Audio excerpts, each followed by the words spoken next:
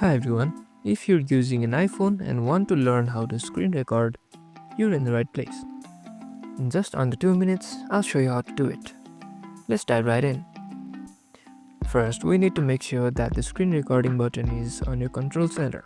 To do that, go to Settings and tap Control Center. Here, find Screen Recording under the More Control section and tap the green plus button to add it. Now to start recording, swipe up from the bottom of your iPhone to open the control center. You'll now see the screen recording button which looks like a circle inside a circle. Tap the screen recording button and after the 3-second countdown, your iPhone will start recording everything on your screen. Easy, right? Your phone is now recording. When you're done, just tap the red bar at the top of your screen. Or swipe up again to open the control center and tap the screen recording button to stop. And just like that, your recording is saved to your Photos app. Now you know how to screen record on your iPhone.